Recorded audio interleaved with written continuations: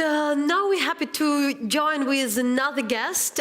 We have the Professor Timothy Snyder, who is one of the best historians writing about the Eastern Europe, the author of the Bloodlands, Europe between Hitler and Stalin. And since the last year, Timothy is regularly commenting on the Ukrainian history and Russian history, the history of Eastern Europe, and also like on the historical origins of the crisis we have now. So thank you so much for joining us today. The question that I had wanted to start off with is, in what regards the situation in Ukraine today is a special time? It seems in many ways there's more unity about questions that were very divisive in the past, concerning Europe and even concerning Russia in more negative light. And we're just curious if you could put that in some perspective and what's unusual there. I think from a Ukrainian point of view, everything seems unusual. Everything seems particular, everything seems different. When people have suffered, when people have taken risks, when they've made sacrifices, then naturally their experience seems special and personal, and that's normal and all to the good. But in a broader historical sense, what we see happening in Ukraine now is something which we've seen happen in other European states before, the emergence of a political nation with a broad consensus, with many different voices, but with a broad consensus about what belonging to that nation means and where that nation itself belongs. So like Poland, or which countries do you find to be most analogous? That's a wonderful question. It's actually, right now, probably Poland in the 70s and 80s would be the closest comparison, where a movement emerges which resists the local government, which has a very vague idea of Europe in mind, but which nevertheless has the fundamentally sound intuition that being in Europe means something like legitimacy, dignity, and predictability. In your recent articles and public lectures, you told that the Kremlin idea is, and that one of the goals is to, it's not that much to deal with Ukraine, but to destroy it and destroy the European Union, to not to make countries united. But when we look at the Russian, the Russian discourse, the Russian media, they usually talking about against America, against Ukraine. Why you have this argument? Well, it's important to take the Russians seriously, to accept that they have a foreign policy doctrine, which they do, but also to accept that they're very good at confusing us about exactly what they're up to. Certainly their foreign policy is directed against Ukraine as a stable and successful state. What I think is less often noticed is that this is part of a broader policy aimed at destabilizing the European Union. Because Russia is technologically and demographically weak, the only way for Russia to become a great power is for the European Union and the transatlantic relationship to fall apart. The reason why they like to talk about the Americans is that talking about NATO, talking about the Americans, helps inside the European Union, because then the Europeans can say, aha, the Maidan, Ukraine, that's the Americans' fault, or that's the Americans' responsibility. But I think the conflict now, since 2013, in Russian foreign policy, the main concern has not really been NATO. The main concern has been the European Union.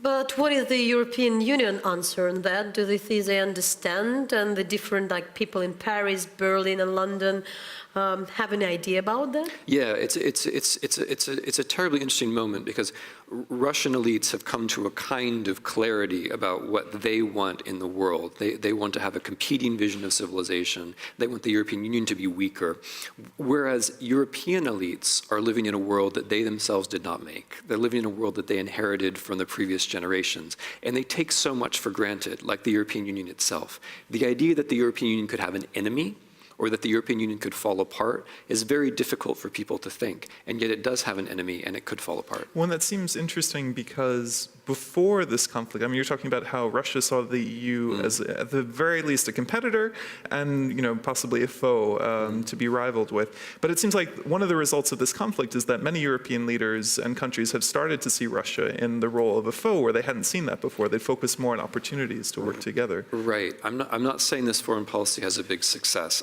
I'm saying that it is coherent and we have to take it seriously.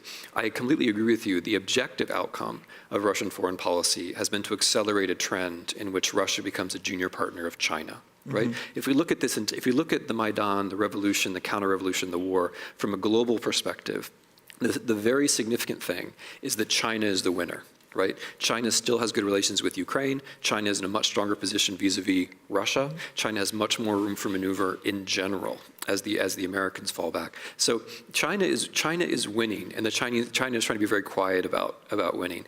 And Russia is trying to be very quiet about the fact that in losing the West, it's tilting its whole population towards China. If Putin had to say, the result of my foreign policy is that we're no longer going to be like the West, we're going to be more like China, that wouldn't be very popular. So he's trying very hard not to say that, but that's what's happening.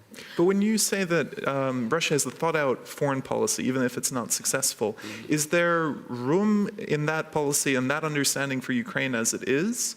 Is that something that can be negotiated with or not? No, good question. No. Okay. There is not room for Ukraine as a stable state with a European orientation.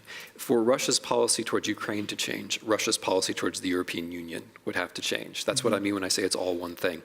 Russian policy could change. I mean, I think it would be wise if it did. I think ultimately the future of Russia is with Europe or the West in some broad sense. That's where Russian trade goes. That's where Russian intellectual history comes from. That's where Russians like to travel. Despite, contemporary disagreements, that would be the natural orientation. And they could shift back that way. All I'm saying is that they can't really change policy towards Ukraine without changing the overall policy towards Europe. When you are on the ground, and like I've spent many time on the East, and if it was still April, you can see, there are a lot of provocations. You see a lot of orchestrated conflict, and but now you feel, because of the severe, the tragic situation, when there are the deaths, the number of casualties, it's more than 3,500. You have a feeling of the civil conflict, the alienation of the population, the huge distrust of the part of the population of the Kiev government, and both to those the groups which are there, the armed groups. And so, what do you see? Maybe to those who say that the solution is there. I mean, it's not about Russia, it's not about the Washington, or it's about what you do there on the ground and how people feel about the civil, the way the civil conflict is there. No, I completely agree. I mean, the reason why you have a conflict in Donetsk and Lugansk does have everything to do with Russian foreign policy. It's much easier to start conflicts than to stop them, and it's much easier to disintegrate a state than it is to create one.